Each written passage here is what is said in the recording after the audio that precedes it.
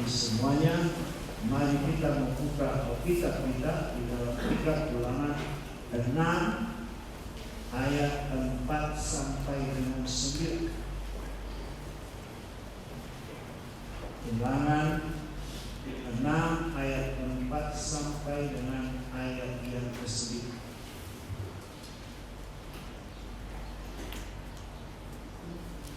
Kita bergantian membacanya.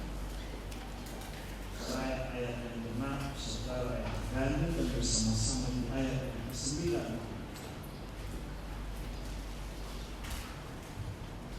Dengarlah hai orang Israel, Tuhan itu Allah kita, Tuhan itu Esa.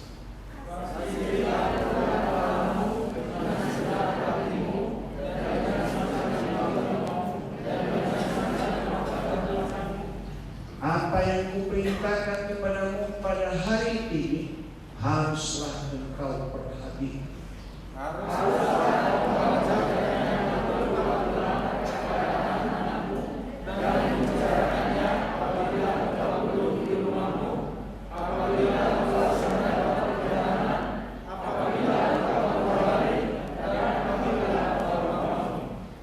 Haruslah juga engkau mengikatkannya sebagai tanda pada tanganmu, dan haruslah itu menjadi lambang dahimu bersama-sama.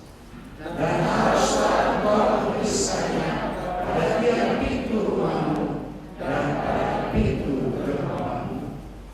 Bapak Ibu yang dikasihi oleh Tuhan, di ayat yang keempat itu dikatakan, dengarlah hai orang Israel, Tuhan itu Allah kita, Tuhan itu Esa.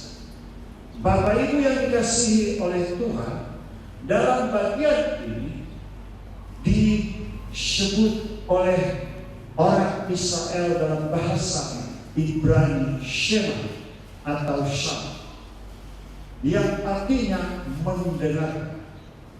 Dan perkataan Shema, Shama ini orang-orang Yahudi di zaman Tuhan kita Yesus Kristus, mereka selalu mengucapkan kata-kata Shema ini di dalam rumah ibadah mereka, di dalam sinagog. Shema, mendengarkan firman Allah, di mana Tuhan mengatakan kepada mereka bahwa dengarlah hai orang Israel, Tuhan itu adalah Allah, Tuhan itu adalah Esa. Berbicara tentang ketuhanan yang monoteisme, atau Tuhan itu hanya satu-satunya yang disembah, dan sekaligus memerintahkan bangsa Israel untuk mengasihi Tuhan dengan segenap hati, dengan segenap jiwa, dengan segenap kekuatan. Dan kalau kita hubungkan dengan Matius 22 ayat 37 sampai dengan 40, dikatakan di situ, kasihilah Tuhan Allahmu dengan segenap hatimu, dengan segenap hidupmu, dengan segenap jiwamu. Itulah hukum yang utama dan terutama. Dan dikaitkan juga bahwa perintah ini harus dilakukan, yaitu untuk mengajarkan kepada anak-anak mereka. Jadi firman Tuhan itu pertama-tama kita harus mengajarkan kepada keluarga kita, kepada anak-anak kita. Barulah kita memberitakan firman Tuhan itu keluar atau ke dalam gereja. Yang paling utama yaitu kita harus menyampaikan firman Tuhan kepada keluarga kita. Siapa itu keluarga kita? Ya, anak-anak kita, cucu-cucu kita.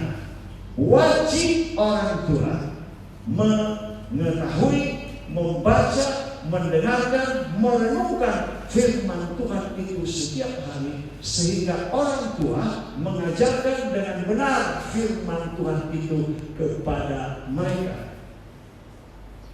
Bukan hanya orang tua saja, bapak dan ibu, tetapi juga yang berumur lebih tua dari anak-anak kecil harus belajar firman Tuhan, harus baca firman Tuhan, harus mendengar firman Tuhan.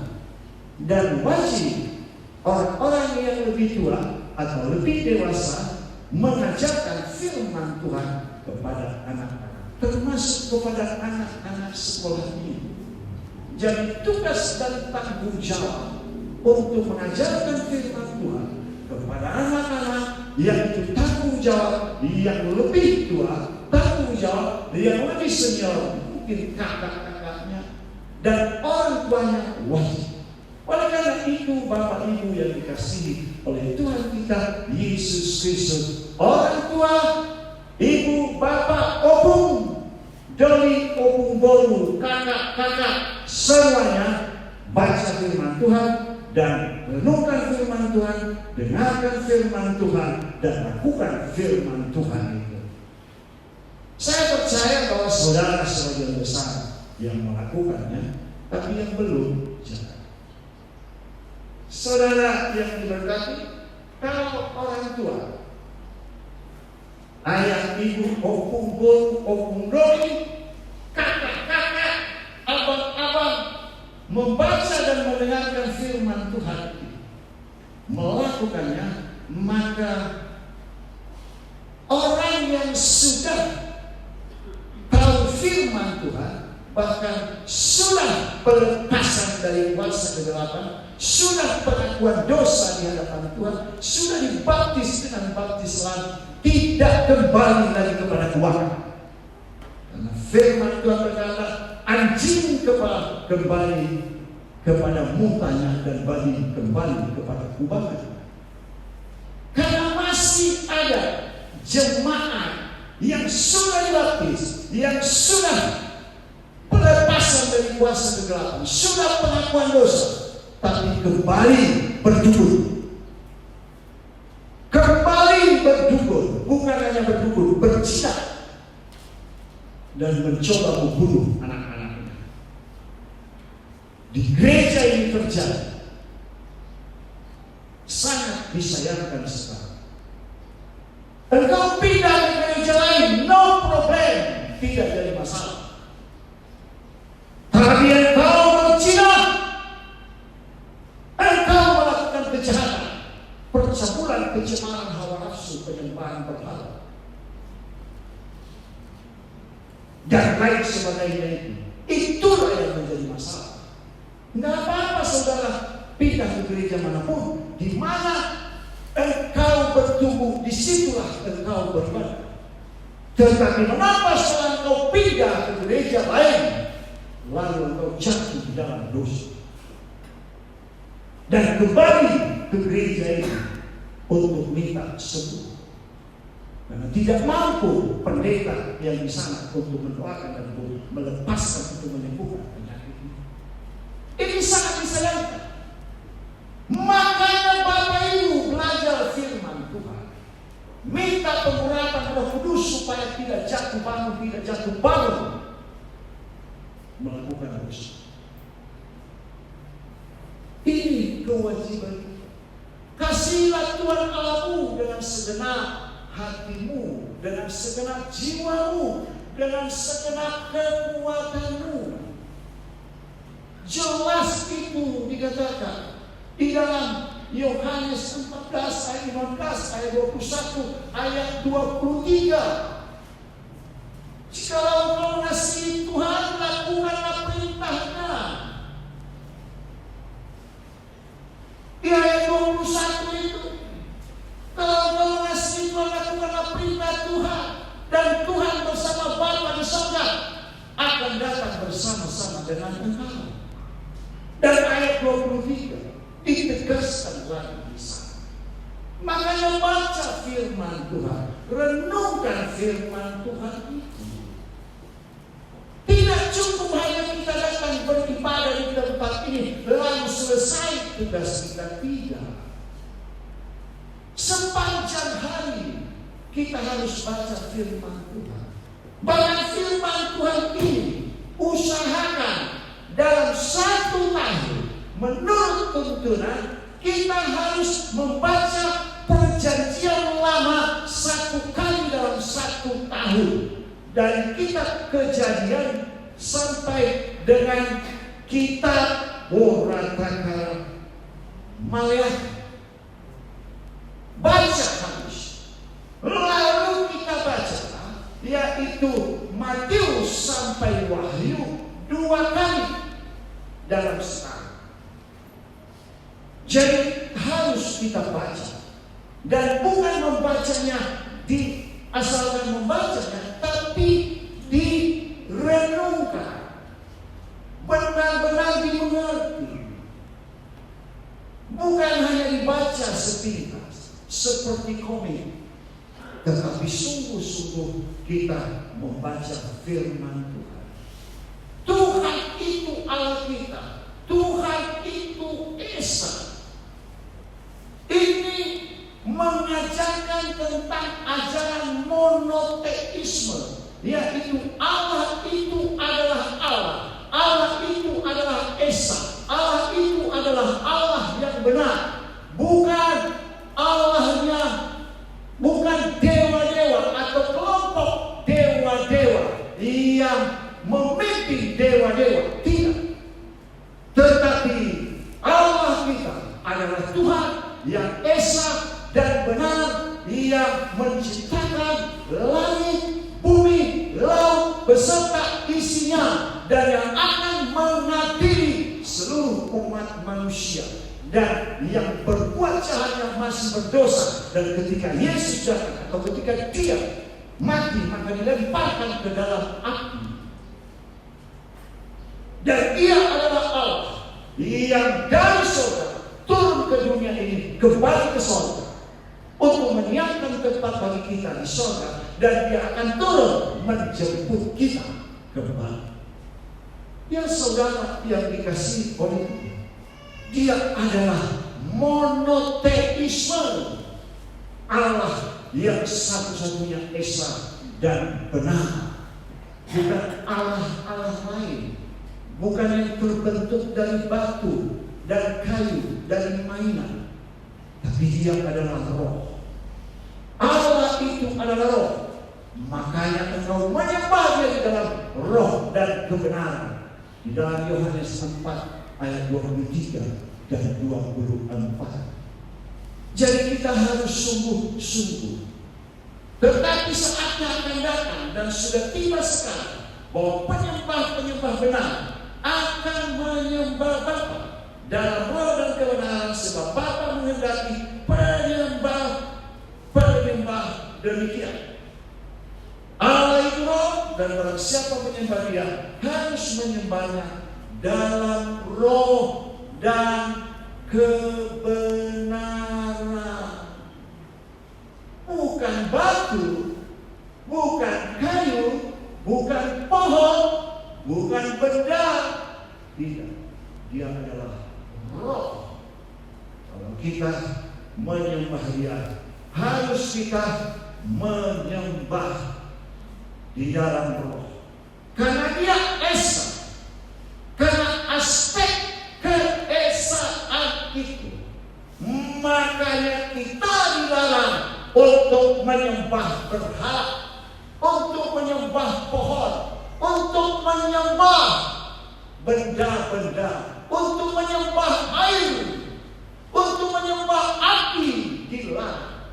Hanya menyembah kepada Allah yang Maha Kuasa, Tuhan kita Yesus Kristus, yang menciptakan langit, bumi, laut beserta isinya, dan yang telah mati di atas kayu salib dan telah bangkit dari antara orang mati, telah naik ke surga untuk mempersiapkan tempat bagi kita di surga.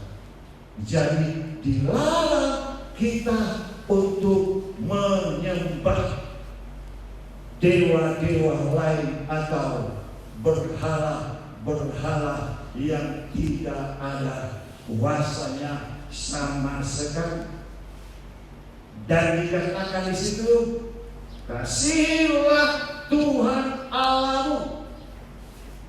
Jadi Allah mendambakan persekutuan kita dengan Dia, dengan menerima perintah-perintahnya dan melakukan perintah-perintahnya dan mengamalkan perintah-perintahnya itu. Jadi Tuhan mendambakan persekutuan kita dengan Dia. Dengan pertama dengan menanggapi kasih-Nya, dengan kasih, dengan ucapan syukur, dengan kesetiaan, sehingga mereka mengenal dengan gembira, dengan sukacita Allah kita, Tuhan kita Yesus Kristus, dengan melakukan perintahnya yang telah dikatakan tadi di ayat yang kelima itu, kasihilah Tuhan Allahmu dengan segenap hatimu, dengan segenap hidupmu, dengan segenap jiwamu, dengan segenap kekuatanmu. Itulah hukum yang utama dan pertama. Dan hukum yang sama dengan itu, kasihilah sesamamu manusia seperti engkau mengasihi dirimu sendiri. Dari kedua hukum itulah bergantung kitab Parani dan hukum Taurat. Artinya dari setebal ini Alkitab ini, intinya kasih kepada Allah dan kasih kepada sesama manusia. Yesus benar-benar mengasihi Bapa di sorga Allah kita dengan melakukan perintah Allah, perintah Allah untuk memberi dirinya dibaptis. Kalau saudara mengasihi Tuhan Allah dengan segenap hati, dengan segenap jiwa, dengan segenap kekuatan, berilah dirimu dibaptis dengan baptislah. Kalau engkau tidak memberi dirimu dibaptis dengan baptislah, jangan harapkan bahwa engkau akan diselamatkan. Karena itu persyaratan pertama. Jikalau engkau percaya dan memberi diri dibaptis, maka kamu diselamatkan. Tapi kalau engkau tidak percaya, maka kamu akan dihukum. Jadi tidak hanya sekedar ibadah dengan lalu pulang. Minggu depan datang lagi, begitu terus. Tetap merenungkan firman itu dan melakukan firman itu. Jadi yang perlu kita harus lakukan, yaitu ketaatan sejati kepada Allah, dan perintah-perintahnya dimungkinkan hanya bisa dilakukan kalau bersumber kepada iman dan kasih kepada Allah. Jadi hanya bersumber kepada iman dan kasih kepada Allah, kita bisa melakukan ini. Kita harus melakukan atau kesetiaan kita kepada Tuhan. Baru kita bisa melakukan ini kalau kita setia sampai mati. Kadang orang berkata, oh dulu aku melayani, aku yang membagi-bagikan tempat kolektor, saya 10 tahun melayani. Tetapi sekarang saya tidak melayani karena saya sudah tua. Bapak Ibu yang dikasihi oleh Tuhan, kita harus melakukan tugas kesetiaan kepada Tuhan sampai kita mati. Sampai kita mati. Umur saya sudah mau menginjakkan 69 tahun. Saya mau terus sampai dipanggil oleh Tuhan. Kita harus, kalau kita mau menyongsong kedatangan Tuhan kita Yesus Kristus, menyongsong kematian kita, jadi kita harus setia sampai Yesus datang. Dan kita minta supaya umur kita panjang dan selalu sehat. Bapak Ibu yang dikasihi, menyongsong kedatangan Tuhan kita Yesus Kristus, kita harus dipenuhi oleh Roh Kudus. Menyongsong kedatangan Tuhan kita Yesus Kristus, kita harus mendengarkan suara Tuhan, mendengarkan firman Tuhan, mendengarkan suara Roh Kudus, dan kita mau mencatatnya. Dan kita selalu mengingatnya, baru bisa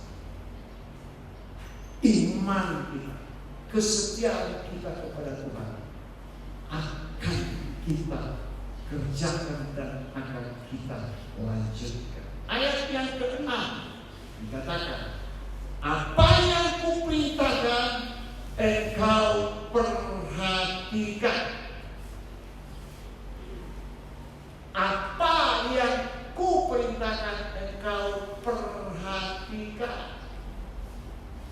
Allah benar-benar menginginkan bahwa firman itu tersimpan di dalam hati kita, di dalam pikiran kita, lalu kita melakukannya. Makanya dikatakan di dalam firman Tuhan itu, berbahagialah orang yang tidak berjalan menurut nasihat orang fasik, dan yang tidak berdiri di jalan orang berdosa, dan yang tidak duduk di dalam kumpulan pencemooh, tapi yang kesukaannya adalah Taurat Tuhan, dan merenungkan Taurat itu siang dan malam. Ia bagaikan pohon yang ditanam di tepi aliran air, yang menghasilkan buahnya pada musimnya dan daunnya tidak pernah layu. Jadi kita harus merenungkan firman itu, menjiwai firman itu. Dan dikatakan, bukan demikian orang fasik. Beda dengan orang fasik. Dia bagaikan sekam yang ditiup oleh angin, sekejap. Dia tidak tahan di dalam kumpulan orang-orang benar. Dia tidak tahan di dalam penghakiman. Tapi orang benar itu Tuhan mengenal, dan orang fasik menuju kepada kebinasaan. Mau kemana? Mau dikenal oleh Tuhan?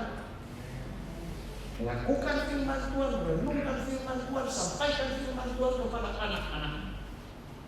Bagaimana orang mencontoh bapaknya, ibunya, kakak-kakaknya kalau tidak tahu sama sekali firman?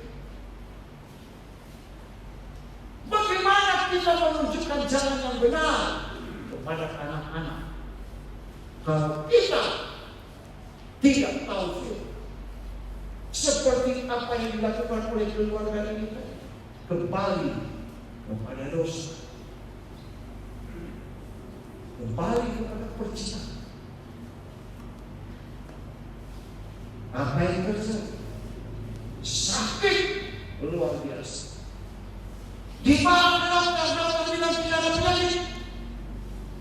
Mau bilang apa?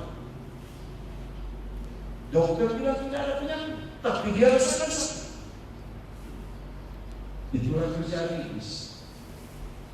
Mencuri datang hanya untuk mencuri, membunuh, dan membinasakan. Tapi Yesus datang untuk memberikan hidup dalam segala kelimpahan. Yesus datang untuk memberikan hidup. Setan datang untuk memberikan kematian. Pilih mana? Pilih mati atau pilih hidup? Pilih neraka atau pilih surga? Pilih dibaptis atau tidak dibaptis? Keputusan di tangan, bukan keputusan pada pendeta. Pendeta hanya menyampaikan firman Tuhan. Mau melakukannya itu adalah hak saudara. Tapi saya tidak ada utang kepada Tuhan dan kepada saudara dalam hal ini. Karena kalau saya tidak mengatakannya, maka Tuhan akan meminta pertanggungjawaban kepada kita. Dan kalau orang itu mati, ya, kalau saya tidak menyampaikan, Tuhan tidak meminta kepada. Kalau saya tidak menyampaikan, Tuhan akan meminta pertanggungjawaban kepada kita. Tapi karena saya tidak menyampaikannya, maka Tuhan tidak meminta pertanggungjawaban lagi kepada saya. Jadi saudara, kalau mau melihat orang yang buat dosa, kau lihat dengan cara yang dituntut oleh Roh Kudus. Jadi saudara, dikatakan tadi, apa yang kuperintahkan engkau perhatikan. Katakan di dalam Mazmur 19 ayat 11. Dalam hatiku aku menyimpan janjimu, supaya aku jangan berdosa terhadap engkau. Ya. Dalam hatiku kau simpan janjimu. Ya. Dalam hatiku kau simpan janjimu,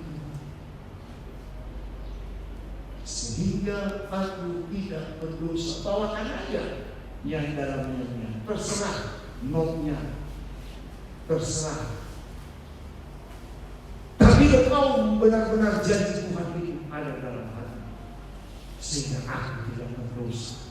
Artinya, karena janji Tuhan, karena firman Tuhan, karena ada kata-kata Tuhan yang kita simpan di dalam hati, maka kita tidak jatuh di dalam dosa. Contoh, jangan mencuri. Ada barang di situ, saudara tidak mengambil. Maaf, kalau saya curi, maka aku berdosa. Jangan berzina. Ada yang boleh saudara, tante kira. Isi Potifar. Bilang tadi, no. Kalau saya menerima tawaranmu, maka aku jatuh dalam dosa. Lalu lirik kita katakan, aku simpan dalam hati janjimu, dan aku tidak berdosa. Coba lihat kita, janjimu Tuhan aku simpan dalam hatiku, sehingga aku tidak berdosa. Haleluya. Amin. Haleluya. Jadi mari kita simpan di dalam hati kita janji Tuhan itu, sehingga kita tidak berdosa. Masih lama ya? Lalu ayat yang ke-7 dikatakan, haruslah engkau mengajarkan berulang-ulang kepada anak-anakmu dan membicarakannya apabila engkau duduk di rumahmu, apabila engkau sedang dalam perjalanan, apabila engkau berbaring, dan apabila engkau bangun. Inilah salah satu cara untuk mengungkapkan kasih kita kepada Allah, yaitu kita memberitakan firman Tuhan kepada keluarga kita, kepada anak-anak kita, baik kita di dalam rumah, baik kita sedang berjalan, mau tidur dan mau bangun, kita harus menyampaikan firman Tuhan kepada mereka berulang-ulang, jangan bosan. Itulah bentuk pertanggungjawaban kita mengasihi Tuhan dan mencintai Tuhan. Kita melakukan firman. Kalau kau berkata aku mengasihi Tuhan, aku mencintai Tuhan, tapi tidak kau mengajarkan firman Tuhan kepada anak-anakmu, kepada keluargamu, itu bohong.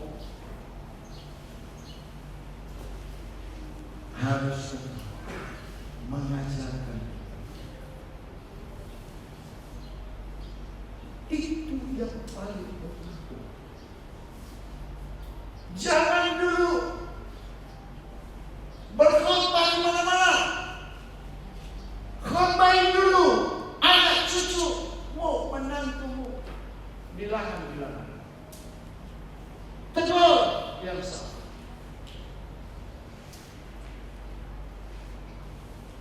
Baru kita keluar.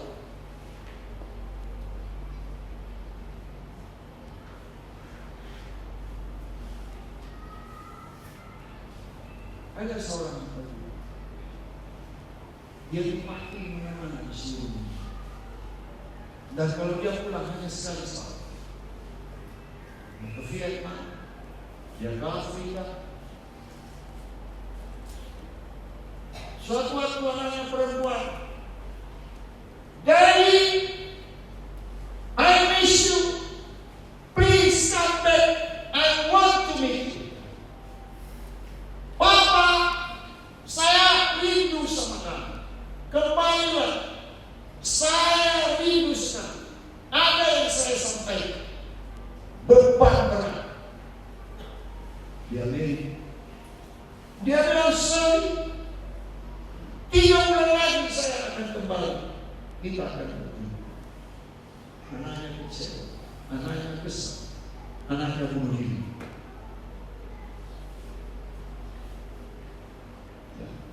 Jadi kita harus mulai dari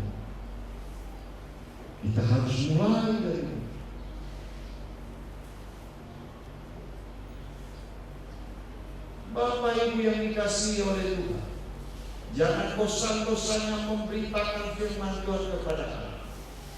Walaupun kadang mereka firman dulu. Udah sampaikan aja, firman itu berbicara tentang Allah Yesus.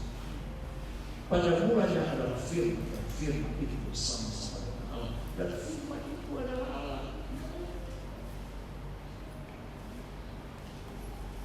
Kita harus sampai. Tapi karena mereka udah dewasa dan sebagainya, ya kita harus maklumi. Apalagi dengan keadaan sekarang, belajar melalui internet, melalui media sosial. Kita juga harus maklumi. Kita harus berhikmat untuk itu. Anak kecil pun, anak SD, anak SD,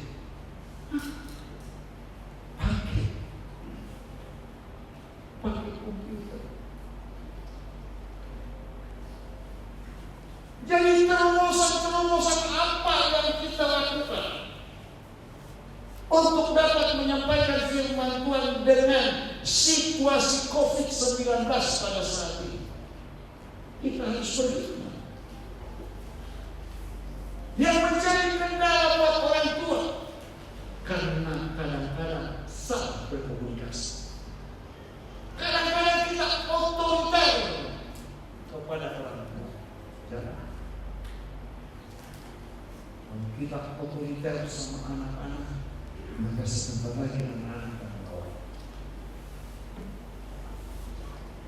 Tapi kita harus menyesuaikan, melihat timing yang tepat. Karena perbedaan kita dengan milenial pada saat anak-anak di bawah itu, di bawah beda. Jadi saudara, tapi jangan bosan-bosan. Setiap hari sampaikan. Mungkin sedang makan atau di kamarnya dia lagi sibuk. Kita doa di tempat. Baca, gantian kita baca. Saudara yang diberkati, marilah kita sungguh-sungguh jadi pengarah rohani kepada keluarga, kepada anak-anak kita, dimulai di dalam rumah. Dan ini adalah kewajiban ayah dan ibu, orang tua dan senior.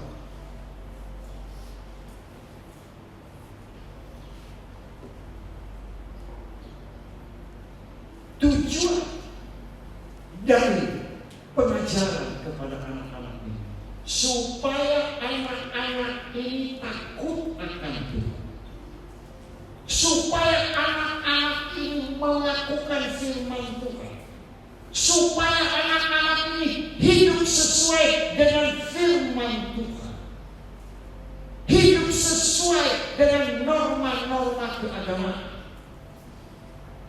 hidup sesuai dengan karakter Kristus Yesus, penuh kasih, sukacita, damai sejahtera, kesabaran, kemurahan, kesetiaan, kelemah lembutan, dan penguasaan diri, di mana tidak ada satupun hukum yang menentang karakter Kristus Yesus. Itu perlunya kita mengajarkan mereka tentang kebenaran firman Tuhan.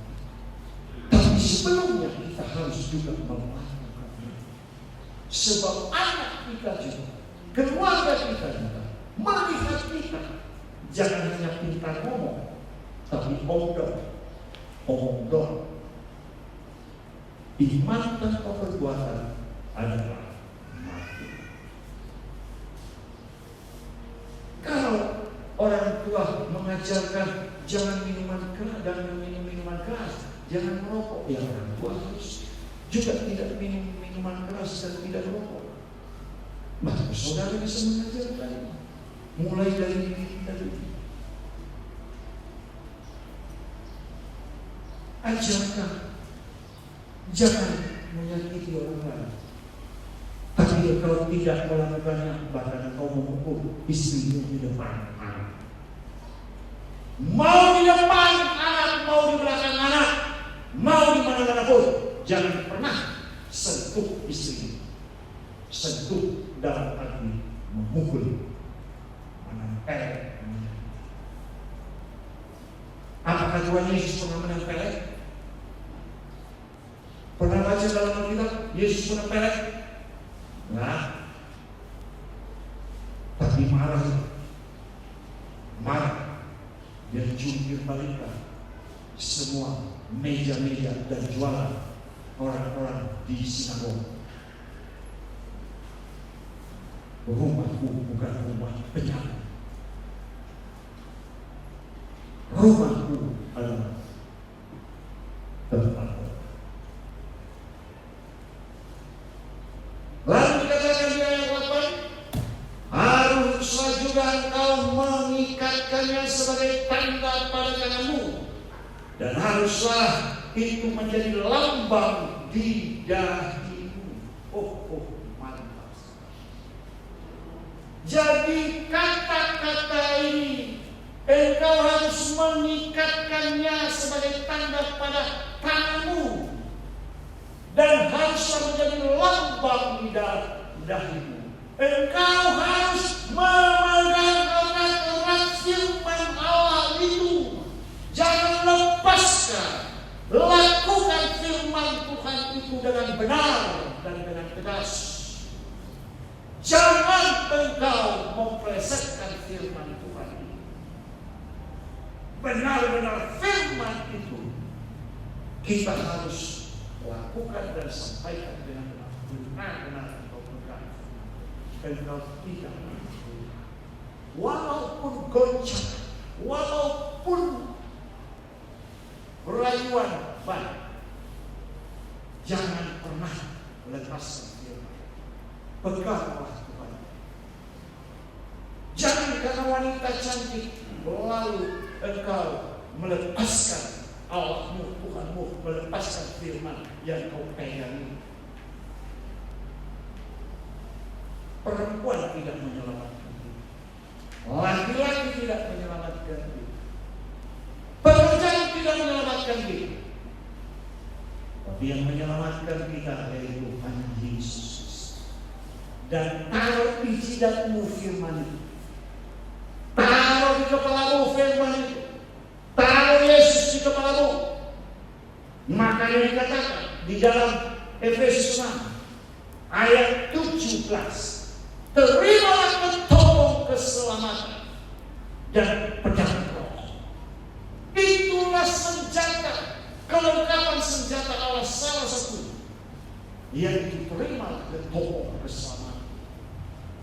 Yesus kita taruh di atas kepala kita.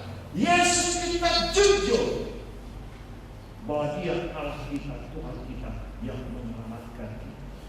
Makanya kita harus selalu dalam peperangan kita pakai nama Yesus, kita sebutkan nama Yesus. Di dalam nama Yesus kuasa kegelapan aku ikat engkau. Dalam nama Yesus iblis setan keluar. Dalam nama Yesus penyakit banyak dalam nama Yesus. Selalu kita sebut nama Yesus. Di sini ada, di sini ada.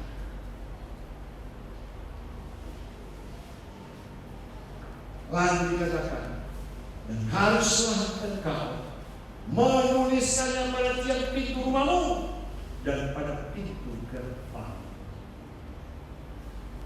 Ya, saudara, kita harus menaruh firman Tuhan di mana-mana, di dalam rumah kita, di pintu gerbang kita. Makanya kalau saya lihat orang, wah, firman Tuhan ada di dalam rumahnya, di pintu gerbangnya. Tapi tidak sekedar itu. Tapi firman itu hidup di dalam keluarga, hidup di dalam rumah, menjadi rumah doa, menjadi rumah untuk menyampaikan firman Tuhan sesuai dengan firman-Nya. Firman itu hidup, kuat, tajam, lebih tajam dari pedang bermata dua. Ia menusuk dalam dalam, sanggup memisahkan jiwa dan roh, sendi-sendi dan sumsum, dan dapat membedakan pertimbangan pikiran manusia. Dengan adanya firman Tuhan di rumah kita, di pintu gerbang rumah kita, di dalam rumah, maka kita senantiasa waspada, mengingatkan bahwa ada yang mengawasi. Itu adalah satu pengawasan bagi kita. Kalau saudara iman sebenarnya, ada yang pegang, ada yang bawa ini kan Androidnya, bawa semua ya. Kata andai kan ini Android, kita mempergunakannya dengan baik. Di dalam Android itu ada firman yang mengingatkan. Begitu saudara digoda oleh sejarah, buka Alkitab, lalu baca Alkitab, dan Alkitab itu menegur, mengajar, membimbing, sehingga kita tidak jatuh di terus. Amin. Mari kita sama-sama berdoa.